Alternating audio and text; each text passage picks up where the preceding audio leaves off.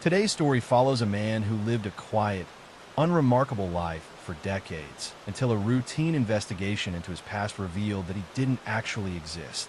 In the early 2000s, in the small town of Eastlake, Ohio, there was a man named Joseph Newton Chandler III who lived in a very modest apartment in Unit 302. To his neighbors, he was the definition of a creature of habit. He was an elderly electrical designer who walked the same route every morning and returned at the exact same time every evening. He was polite but incredibly distant, never inviting anyone inside and never attending any community events. He didn't own a car, he didn't have a television, and he seemed to have absolutely no friends or family. He was just a quiet, solitary man who lived a life of total routine. In July of 2002, the summer heat in Ohio was reaching its peak, but for the residents of the apartment complex in Eastlake, something else felt heavy in the air. The neighbors began to notice that Joseph hadn't been seen for several days. For a man whose life was dictated by the precision of a clock, missing even one morning walk was enough to cause concern. By the time 3 days had passed without a single sighting of the elderly man, the building manager was called to perform a welfare check. When the door to Unit 302 was finally opened, the silence inside was absolute. The authorities were called, and they soon discovered that Joseph had passed away in what was ruled a self-inflicted manner, leaving behind a home that was as sterile and meticulously organized as his daily schedule. At first, his death seemed like a tragic but straightforward case of isolation. However, the complexity began during the inventory of his estate. Joseph had been a thrifty man, leaving behind nearly $82,000 in his bank account. Because there was no clear will and no obvious heirs, the local probate court was tasked with the standard procedure of finding his next of kin. They expected to find a sibling or a cousin who could claim the money, but as they began to pull his records, the system threw back an error that seemed impossible.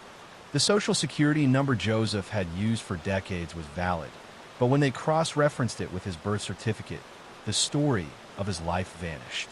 The investigators discovered that the real Joseph Newton Chandler III had been an 8-year-old boy who lost his life in a devastating car accident in Texas on December 21st, 1945. The boy had been buried decades ago, yet his name and identity had been active in Ohio since 1978. This meant that for 24 years, the man in apartment 302 had been a total imposter. He had worked at a major engineering firm, paid his taxes, and applied for a passport all while using the name of a child who never reached his 9th birthday. The realization transformed a simple probate case into a massive criminal investigation, as authorities were forced to ask the most unsettling question of all. Who was the man in Unit 302, and why did he need to disappear so completely? The discovery that their quiet neighbor was living under a stolen identity sent shockwaves through the police department and quickly became national news. This man had been living under a stolen name since 1978, working a high-level professional job and paying taxes as a person who had been deceased for decades. The level of sophistication required to maintain such a lie for a quarter of a century suggested a background in intelligence or a desperate need to avoid serious legal trouble. The U.S. Marshals officially took over the case, convinced they were looking for a high-profile fugitive. Some investigators even speculated he might be a notorious cold case figure, like the legendary skyjacker D.B. Cooper or even the Zodiac Killer, given his age and technical background as an electrical designer. When federal agents performed a deep search of his apartment, they were stunned by what they found, or rather, what they didn't find. The unit was almost completely empty of personal items that could link him to a previous life. There were no photographs of family, no high school yearbooks, and no letters from home tucked away in drawers. Most strikingly, there were almost no usable fingerprints found on any surfaces in the apartment, as if he had spent his final years carefully cleaning every object he touched. Even the labels on his clothing had been removed in many cases, as if to strip away any clue of where he shopped or where he had been. He had a passport, but it showed no international travel, and he owned no car, preferring to walk or use public transit to avoid leaving an easily traceable record. As the search widened, Agents realized that the man had lived with a level of hypervigilance that bordered on the extraordinary. Every utility bill was paid in person or through hard-to-trace methods, and his workspace at the engineering firm was found to be just as devoid of personality as his home. There were no mementos on his desk, and no personal connections with co-workers beyond necessary technical talk. He had erased nearly every trace of his past. It was as if he had existed in a vacuum, a ghost who walked the streets of Ohio while his true history remained buried under layers of silence and stolen paper. For the next 15 years, the case went cold. The man from Unit 302 remained a nameless mystery in a forensic file, a phantom who had lived a full life without leaving a single verifiable footprint. However, in 2018, investigators utilized new forensic genealogy techniques to build a family tree using the man's DNA. This process was grueling and required the team to comb through thousands of public records, census data, and cemetery listings. They spent months tracing distant relatives and mapping out bloodlines that stretched across the country, slowly closing the circle around a family that didn't even realize they were connected to the investigation. Eventually, the data began to converge on a specific family in the Midwest that had a very strange and painful story in their own history. This family had once been headed by a man who was a decorated veteran and a highly respected engineer. He was a pillar of his community, a father of three, and by all accounts, a man with a stable and successful future. But on a crisp morning in 1964, the narrative of his life took a sharp, inexplicable turn. He didn't pack a bag or take any extra money. He simply told his wife he was leaving, walked out of his house, and disappeared without explanation. For years, his family waited for a call or a letter that never came. He didn't just leave his home. He seemed to vanish completely, leaving behind a bewildered wife and 3 young sons who grew up wondering if their father was alive or gone forever. As the investigators compared the DNA from a man in Ohio to the descendants of this missing engineer, the matches were undeniable. They had finally found the biological origin of the man who had called himself Joseph Chandler. The timeline of the disappearance in 1964 aligned perfectly with the gap in the imposter's history before he resurfaced in South Dakota and then Ohio. The authorities were finally looking at a real face and a real name, uncovering a man who had spent more time separated from his former life than he had spent living it. The mystery of the stolen name was solved, but it only opened a deeper, more unsettling question about why a man would abandon everyone he loved to become a ghost. The man who had lived in that Ohio apartment for 24 years was finally identified as Robert Ivan Nichols. He was a man who had served his country with honor and raised 3 sons, but for reasons he never wrote down, he chose to erase his entire identity. After leaving his family in 1964, he drifted through the country for over a decade before finding the name of a deceased child in a Texas cemetery and claiming it as his own. He later built a quiet, disciplined life under that assumed identity, working as an electrical engineer and keeping his world deliberately small and controlled. He lived just a few states away from his children for nearly 40 years, hiding in plain sight and never once reaching out. Investigators later revealed that Nichols had been a Navy veteran and a talented engineer who once held a position of trust and respect. There was no confirmed evidence that he was connected to any of the infamous crimes that had fueled public speculation during the early years of the investigation. In fact, once his true name was uncovered, authorities stated that he was not a wanted fugitive in any major criminal case. He took his reasons for leaving to his grave, leaving behind a legacy of silence and a family that finally discovered their father had been living under another name all along. Despite the decades of secrecy, the case ultimately became a landmark example of how modern forensic genealogy can restore identities that once seemed permanently lost. Even with science providing answers, one question remains. What could drive someone to abandon everything, construct a new identity, and spend a lifetime running from the past? In the years following the attacks of 9/11, 2001, America was searching for faces to attach to its grief. The destruction of the World Trade Center had left nearly 3,000 people dead and thousands more traumatized. Out of the smoke and rubble, survivor stories became a form of collective therapy for the nation. They were testimonies of endurance, fragments of humanity pulled from catastrophe. Among those voices, one stood out. A woman named Tanya Head emerged as one of the most compelling figures in the survivor community. She did not simply say she had been there. She described the morning in such granular detail that her words felt less like memory and more like relived experience. She claimed she had been on the 78th floor of the South Tower when the second plane struck. According to her account, the impact threw her to the ground, leaving her disoriented and burned. She spoke of blistering heat that seared her skin, of thick black smoke that made breathing almost impossible, and of injured strangers calling out for help in the chaos. She told audiences about a mortally wounded man who pressed his wedding ring into her hand, asking her to deliver it to his wife. It was a detail so intimate and cinematic that listeners rarely forgot it. She said she was eventually guided down the stairwell by the heroic figure later known as the man in the red bandana, whose real-life bravery during the evacuation became widely documented.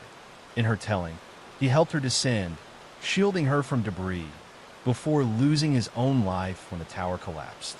Her arms bore visible scars. She explained they were the result of severe burns sustained that morning. When she spoke publicly, her voice sometimes trembled, and she paused as though reliving trauma in real time. To audiences, her pain appeared authentic. It did not take long for her to become deeply embedded within the survivor community. She rose to become president of the World Trade Center Survivors Network, an organization formed to provide emotional support and advocate for recognition and health care for those affected. She approached the role with intense focus, dedicating herself to organizing meetings, connecting survivors, and lobbying officials. Politicians listened to her. Media outlets quoted her. Other survivors confided in her. She spent her days arranging extensive support sessions where people recounted their trauma in safe, structured environments. She led tours of Ground Zero for foreign dignitaries and journalists, guiding them through the space with reverence and authority. Standing near the footprint of the towers, she would recount her escape with striking clarity, describing the metallic groan of failing steel, the tremor beneath her feet, and the silence that followed collapse. Her story extended beyond survival into personal tragedy. She frequently spoke of her fiancé, Dave, who she said had been working in the North Tower that morning. She described him as ambitious, kind, and excited about their future. They had planned a December wedding.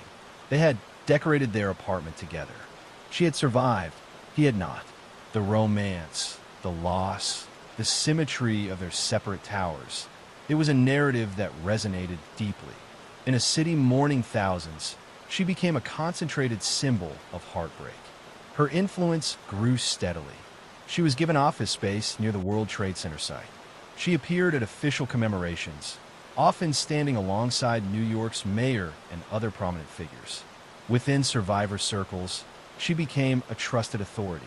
Newcomers frequently sought her approval, and she informally evaluated their accounts before integrating them into the network.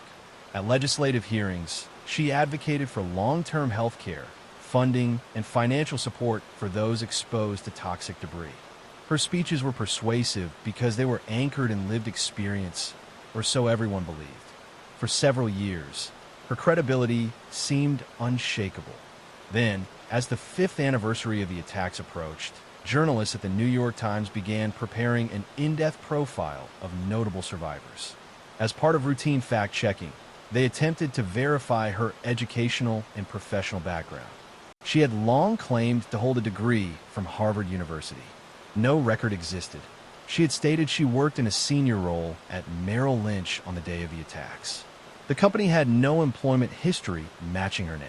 At first, these discrepancies seemed like possible clerical errors. But as reporters pressed further, more inconsistencies surfaced. She struggled to provide concrete details about her supposed colleagues. Her descriptions of her office layout lacked specificity. Basic elements of her biography began to unravel. The investigation deepened when reporters contacted the family of the man she had identified as her fiancé. The man was indeed a victim of September 11th. However, his relatives stated that he had never been engaged and that they had never heard of Tanya. They were stunned to learn that a stranger had publicly attached herself to his memory. Meanwhile, medical records told another troubling story. Despite her claims of severe burn treatment, no New York hospital had documentation of her care. When investigators expanded their search internationally, financial and academic records revealed something astonishing. On September 11th, 2001, she had not been in New York at all. She had been in Barcelona, Spain, attending university classes throughout that month. Bank transactions, enrollment documents, and residency records placed her thousands of miles away while Lower Manhattan was engulfed in smoke. The woman who described choking in a stairwell had, according to official documentation, been across the Atlantic. Investigators later concluded that much of her account could have been constructed from extensive public reporting, survivor interviews, documentaries, and architectural analysis widely available in the years following the attacks. By absorbing those details and integrating them carefully into her own narrative, she created a story that withstood casual scrutiny.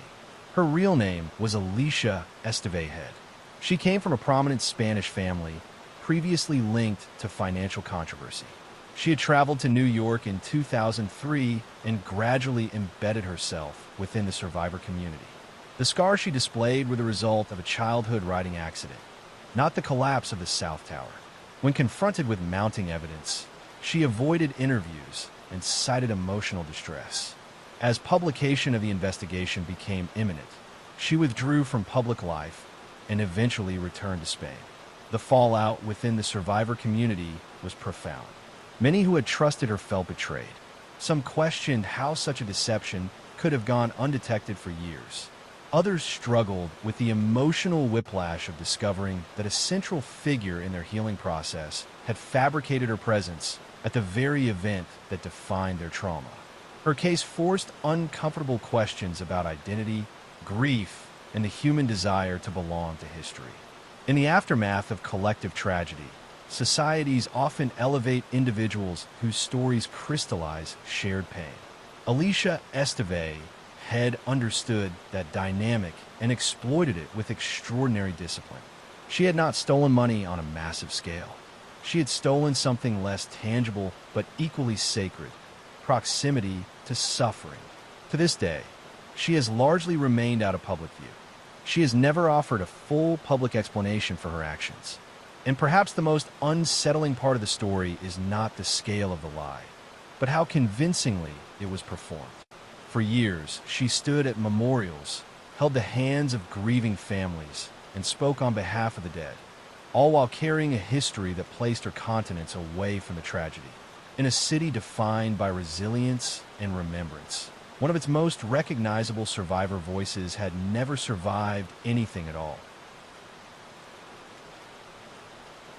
On August 20th, 1966, a young boy was walking along the steep, wooded slopes of Vintim Hill in Niterói, Brazil, searching for a kite he had lost earlier in the day. As he moved through the thick vegetation, he noticed something unusual in a clearing ahead. What he saw unsettled him enough that he quickly left the area and alerted local authorities. When police arrived, they found two men lying side by side on the grass. They were dressed in formal business suits covered by waterproof raincoats, an unusual choice for a remote hillside. There were no visible signs of confrontation, no indication of theft, and no immediate explanation for what had happened. What stood out most, however, was what covered their faces. Each man wore a handmade, lead mask positioned over his eyes. The masks were shaped like protective shields, similar to equipment used to guard against intense light or radiation exposure. The strange combination of formal clothing, isolation, and improvised metal eye coverings immediately turned the discovery into one of Brazil's most puzzling cases. The men were soon identified as Manuel Pereira de Cruz and Miguel José Viana, two electronics technicians from the town of Campos dos Goitacazes. They were known locally as responsible workers who repaired televisions and radios, and nothing in their personal histories suggested criminal involvement. Before leaving home, they told their families they were traveling to Niterói to purchase electronic components for their business and possibly look at a used car. They carried a substantial amount of cash for the trip, reportedly around 2.3 million cruzeros. When their bodies were discovered, that money was no longer with them. However, investigators did not find clear signs of robbery, and some smaller personal items remained untouched. This created uncertainty about whether theft had actually been the motive or whether the missing cash had been used earlier. Authorities later determined that the unusual lead-eye masks were likely made by the men themselves. Both had technical skills and access to tools and materials in their workshop. The masks appeared carefully cut and shaped, suggesting preparation rather than something improvised at the last minute. This detail indicated that whatever they intended to do on the hill had been planned in advance. Police reconstructed their final known movements. On the afternoon of August 17th, they were seen purchasing raincoats before traveling toward Vintam Hill. At a local bar, they bought a bottle of water. The waitress later recalled that one of the men appeared tense and frequently checked his watch, as though they were following a schedule. A receipt for the water was later found in a pocket, along with a handwritten note containing timed instructions. That note would become one of the most puzzling elements of the case. It referenced being at a specific location at a certain hour, taking capsules, protecting metals, and awaiting a signal. No capsules were ever recovered at the scene, and toxicology testing at the time was limited, leaving investigators without definitive answers. To those who knew them, Manuel and Miguel were ordinary technicians on what appeared to be a routine business trip. Yet the combination of formal clothing, homemade lead masks, the cryptic note, and the missing cash suggested they had been involved in an activity that went far beyond a simple supply run. Whether it was experimental, spiritual, or was something else entirely, the evidence pointed to a deliberate plan, one that ended on a quiet hillside without a clear explanation. Beside the bodies, police found a small notebook containing handwritten notes. One entry, written in Portuguese, immediately drew attention because of its structured, timed instructions. Translated, it read, 1630B at the agreed location. 1830 ingest capsules. After effect, protect metals. Await signal. Mask. The wording was brief and procedural, almost like a checklist. Combined with the presence of the handmade lead masks, the note suggested the men had followed a planned sequence of actions rather than acting impulsively. Investigators initially struggled to interpret the meaning behind phrases like protect metals and await signal. Some theories proposed that the men believed they were preparing for an intense light source or some form of radiation. Others speculated they may have been experimenting with altered states of consciousness, possibly involving chemical substances. However, no capsules were found at the scene, and toxicology testing in 1966 was limited, leaving authorities without definitive answers. The phrase protect metals was especially puzzling. It could have implied shielding metallic objects from interference, or it may have been part of a belief system not fully understood by investigators. There was no confirmed evidence that the men had removed all metal from their clothing, but the instruction indicated they were anticipating a specific environmental effect. While early media coverage quickly leaned towards supernatural explanations, official investigators were more cautious. What was clear is that Manuel and Miguel had not arrived on the hill randomly. They had brought materials, followed a timed schedule, and appeared to be waiting for something at a specific hour. Additional notes included technical references and sketches that resembled diagrams, though experts later stated they did not clearly correspond to established scientific principles. Whether the men believed they were conducting an experiment, participating in a spiritual practice, or testing a personal theory remains uncertain. The final line, await signal, suggests they expected an external event to occur. What that event was supposed to be has never been conclusively determined.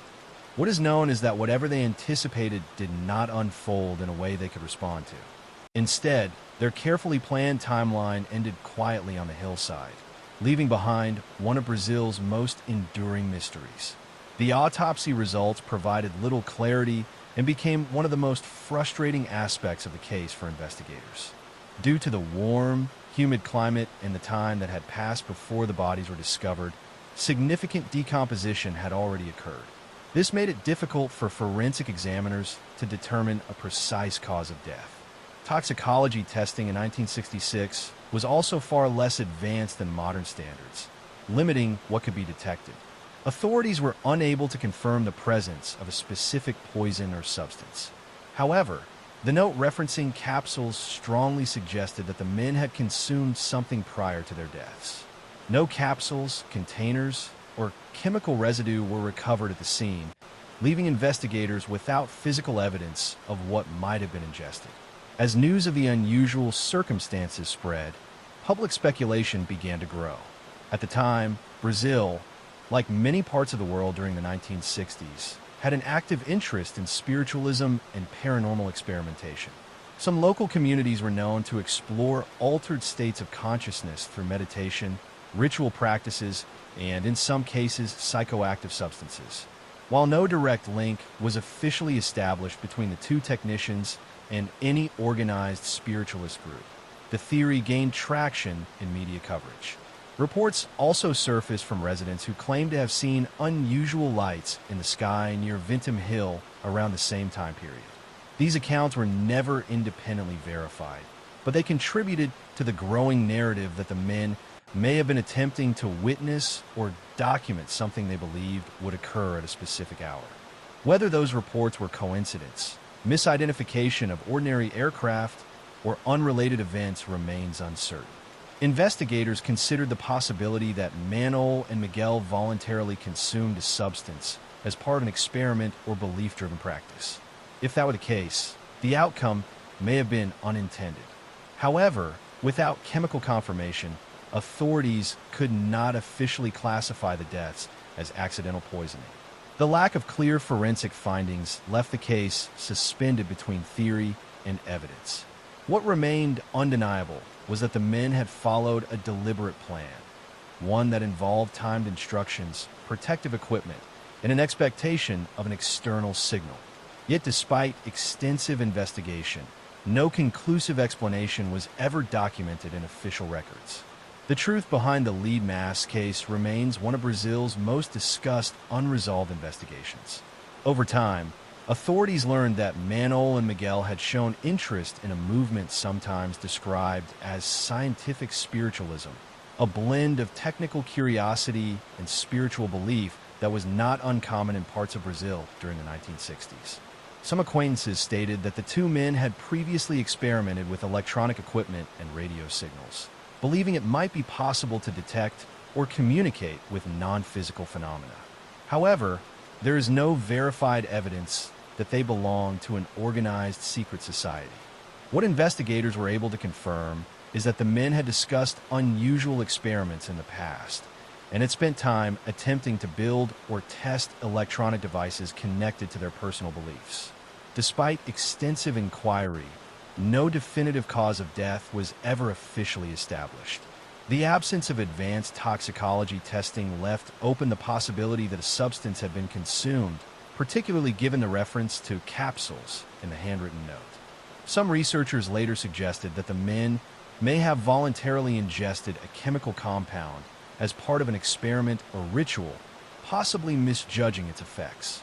But without laboratory confirmation, this remains a theory rather than a conclusion.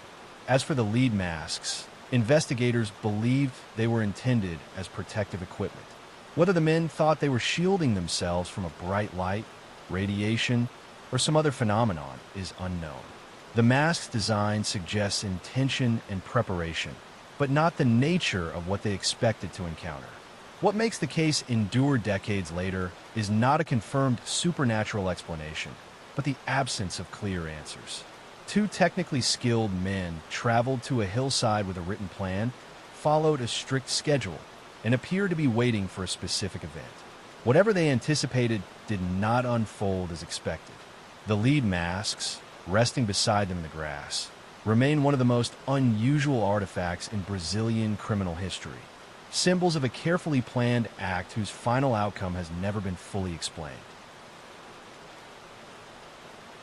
On the night of February 24th, 1978, five friends from Yuba City, California set out in a turquoise and white 1969 Mercury Montego to watch a college basketball game in Chico.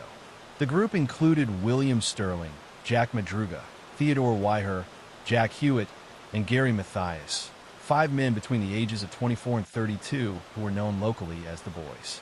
They shared a deep love for sports, especially basketball, and although several of them lived with intellectual disabilities and Gary struggled with schizophrenia, they were dependable, routine-driven, and closely supported by their families. All five still lived at home, and none were known to stray from plans without notice. The trip to Chico was simple and familiar, roughly 50 miles each way, and they were especially excited because they had their own basketball tournament scheduled for the next morning. Missing it was not an option in their minds. After the college game ended, they stopped at Bears Market to grab snacks for the drive home.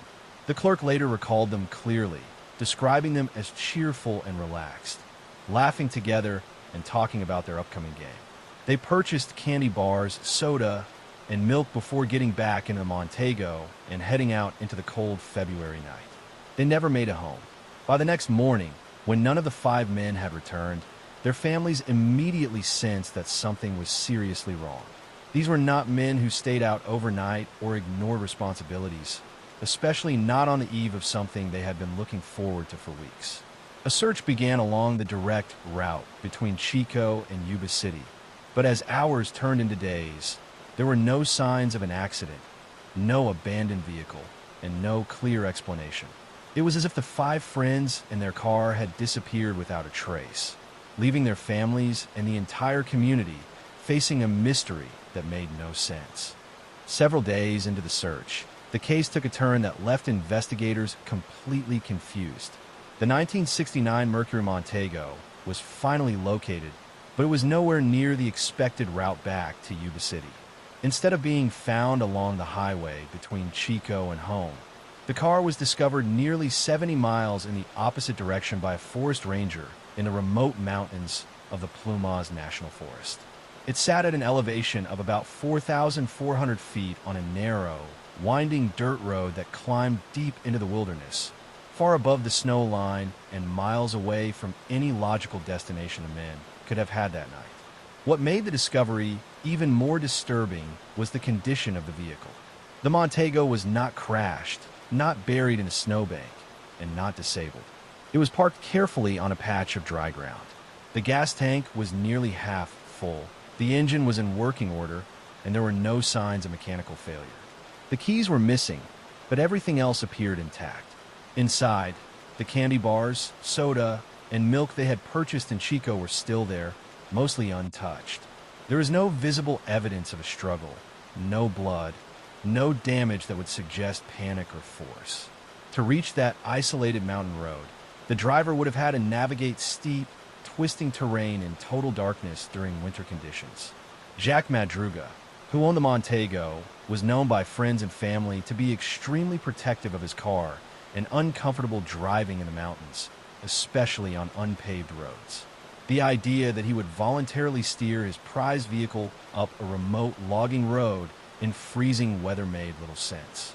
Adding to the mystery, snowbanks along the route suggested the car had passed through areas that should have been difficult for a low-clearance sedan, yet the undercarriage showed no significant scraping or damage.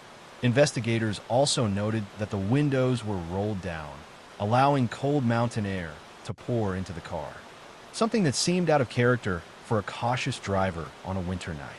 Even more puzzling was the lack of heavy tire marks. There were no deep ruts indicating the wheels had spun desperately in snow. The Montego appeared almost gently placed where it was found, fully operational, yet abandoned in a remote forest where it had no clear reason to be. The discovery answered one question by locating the car, but it created many more, turning an already troubling disappearance into something far more unsettling. As the investigation unfolded, a local man named Joseph Shans came forward with a story that added a disturbing new dimension to the mystery. On the same night the five men disappeared, Shans had been driving along that remote mountain road in the Plumas National Forest when his own car became stuck in the snow. While stranded, he suffered what was later described as a mild heart attack. Alone, in pain, and trapped in freezing conditions, he claimed he saw something that has fueled speculation ever since. According to Sean's, as he sat inside his disabled vehicle, he noticed two separate sets of headlights behind him, one belonging to a car and the other to what appeared to be a pickup truck. In the glow of those lights, he said he could make out several figures moving around. He described seeing a group of people, including a woman holding a baby, illuminated briefly in the snowfall. Desperate for help, he shouted toward them. He later told investigators that the moment he called out, the headlights were abruptly switched off and the figures disappeared into the darkness without responding.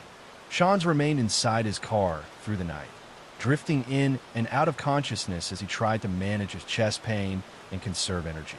He reported hearing whistling sounds and seeing beams of light, as if from flashlights, sweeping through the trees in the distance near where the Montego would eventually be found. At one point, he claimed the headlights returned and illuminated the falling snow, allowing him to see what he believed were people moving around a vehicle on the mountain road. He shouted again for help, but each time he made noise, he said the lights would go dark and everything would fall silent, as though whoever was out there did not want to be detected. By morning, Sean's had run out of gas while trying to keep his heater on and made the difficult decision to walk for help despite his weakened condition. He managed to make his way roughly 8 miles down the mountain to a lodge. Along the route, he passed the abandoned Montego and observed that it was empty. The surrounding area was silent and still. His account raised the possibility that the 5 friends may not have been alone on that mountain road. It introduced the unsettling idea of another group present in the same isolated area at the same time. However, investigators treated his statement with caution. Given his heart attack, the extreme cold, and the stress of the situation, authorities questioned whether what he reported seeing could have been distorted by pain, exhaustion, or even hallucination. Whether Sean's witnessed something real or misinterpreted shapes in the storm. His story added a haunting layer to an already baffling case and suggested that the truth of that night might involve more than just 5 men who lost their way in the Sierra Nevada wilderness. Heavy snowfall eventually forced authorities to suspend the search, and for months the mountains held their silence. It was not until June of 1978, when the snow began to melt, that the truth started to surface. A group of motorcyclists riding through a remote area of the Plumas National Forest came across a Forest Service trailer nearly 20 miles from where the Montego had been abandoned. When they forced the door open, they were met with a scene that would permanently define the mystery. Inside, on a bunk bed, lay the body of Theodore Wire. He was wrapped carefully in multiple sheets, tucked in as if someone had tried to keep him warm. An autopsy later revealed that he had survived for weeks, possibly even up to 2 or 3 months after the disappearance. During that time, he had lost nearly 100 pounds. His beard had grown thick, and his feet were severely frostbitten, suggesting he had suffered immensely before dying of starvation and exposure. What made the discovery even more troubling was the fact that the trailer contained enough canned food to sustain 5 grown men for close to a year. Yet only a small number of cans had been opened. A working propane heating system was available inside, but it had never been activated. Investigators also found a fully functional flashlight on a table with strong batteries, along with matches and paper that could have been used to start a fire in the wood stove. The stove itself remained unused. Some of the open cans had been pried apart using a military-style P-38 can opener, a tool that required steady hands and coordination. Meanwhile, dozens of other cans, including meat and other high-calorie options, sat untouched in an unlocked storage compartment just steps away from the bunk where Ted lay. The scene suggested that someone had cared enough to wrap him in sheets, but for reasons that remain unclear, basic survival measures were never fully taken.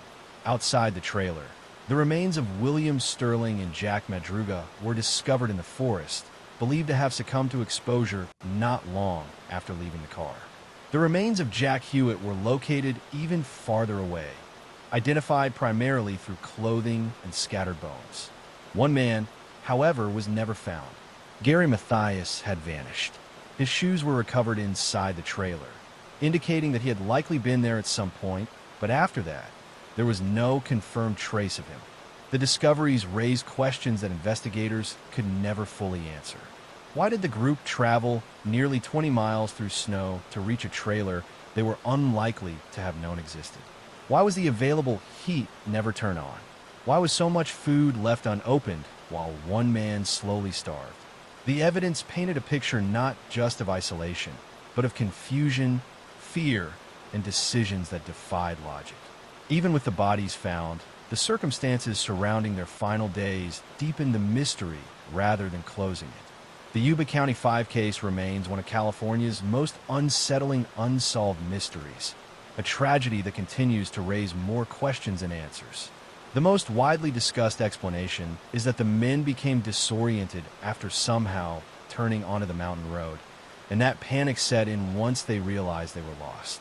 Some investigators have suggested the possibility of a shared psychological breakdown, sometimes referred to as folie à deux, potentially influenced by Gary Mathias and his history of schizophrenia. In extreme cold, darkness, and isolation, fear can distort judgment, and even small decisions can spiral into fatal ones. Other theories take a darker turn. Some believe the group may have been forced up the mountain by an unknown individual, which could explain why they abandoned a fully functional car and walked into deep snow despite freezing conditions. The account given by Joseph Shans has fueled speculation that another party was present that night, possibly someone the men encountered or even trusted. If they were following someone or fleeing from someone, it might explain the strange detour and the desperate trek into the wilderness. What remains impossible to explain is the behavior inside the trailer. Heat was available but never used. Food was accessible but largely untouched. Survival tools were present, yet critical actions were left undone. Whether their choices were driven by fear, confusion, outside influence, or something else entirely, no definitive answer has ever been established. 5 friends left home to watch a basketball game and never returned. What began as an ordinary Friday night ended in isolation, starvation, and disappearance in the mountains of the Plumas National Forest.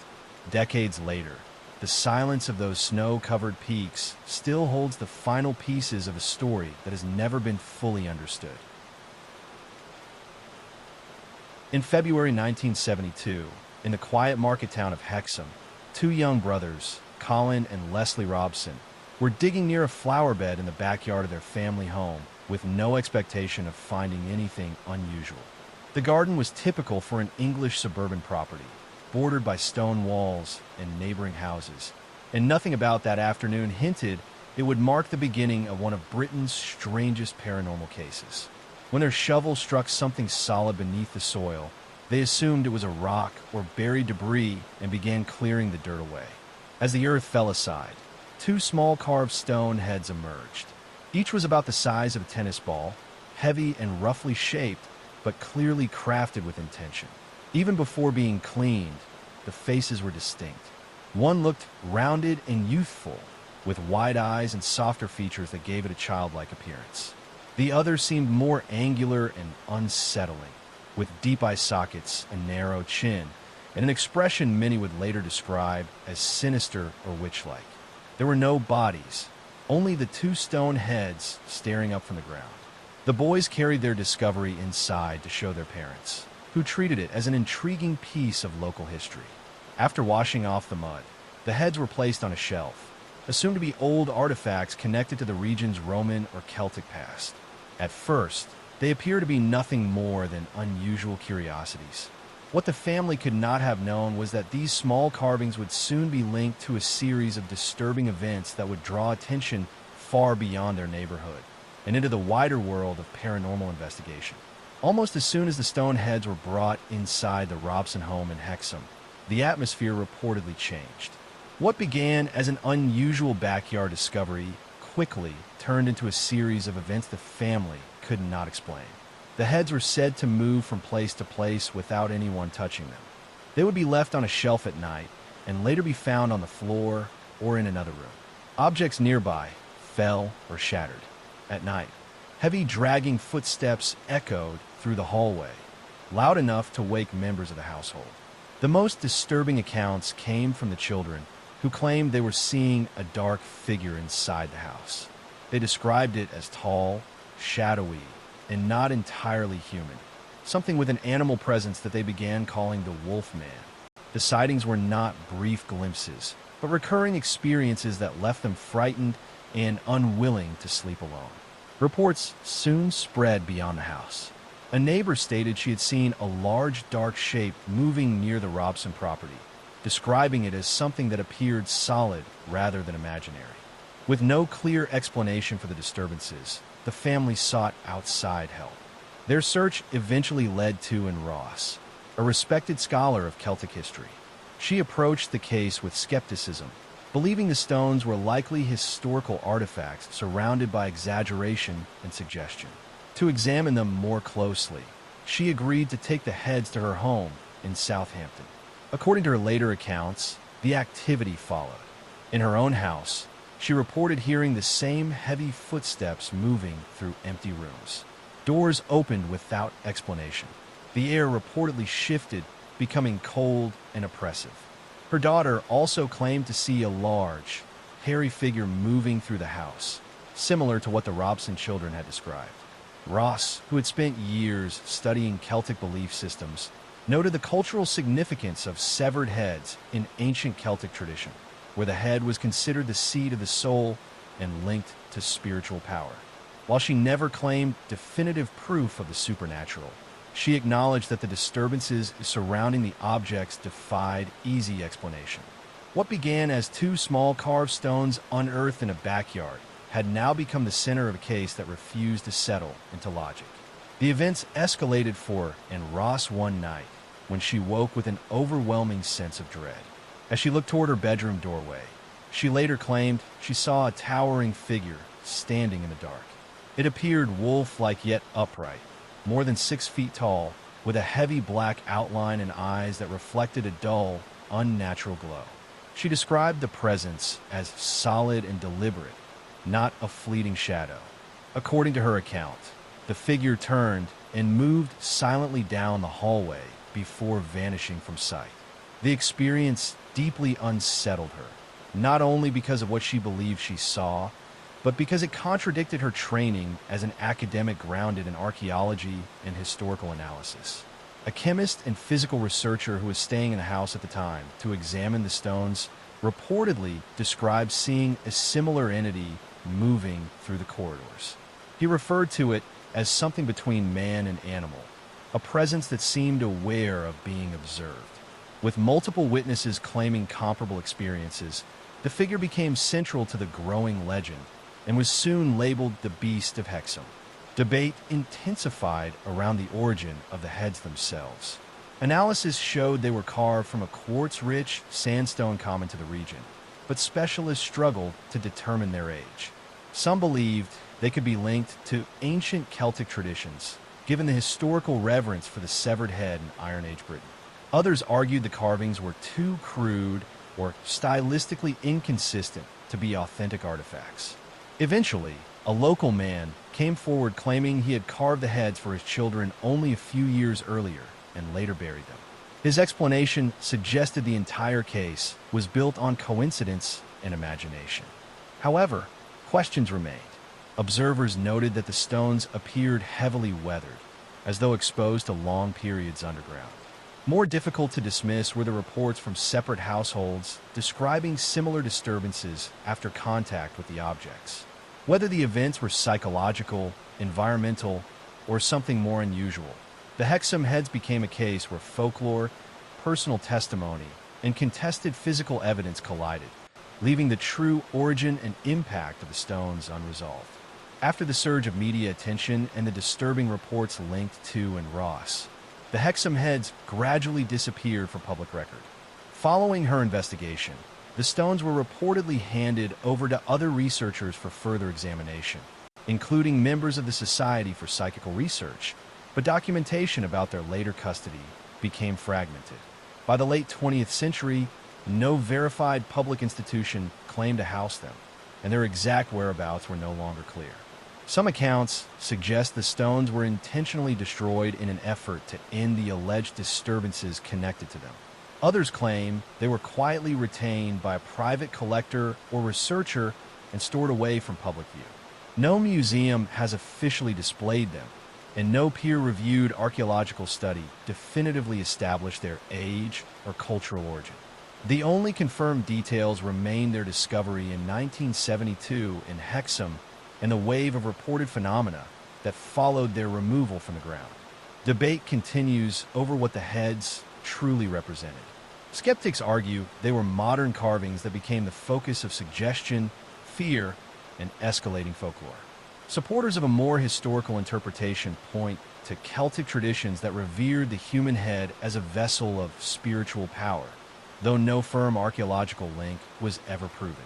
The man who claimed to have carved them maintained his statement, yet his explanation never fully settled the controversy due to the number of independent witnesses reporting similar experiences. Today, the Hexham heads remain part of British paranormal lore, their physical location uncertain and their story unresolved. Whether they were ancient ritual objects, modern fabrications, or catalysts for collective psychological events, they left behind a case that still stands as one of the most unusual intersections of folklore, archaeology, and reported haunting in modern England.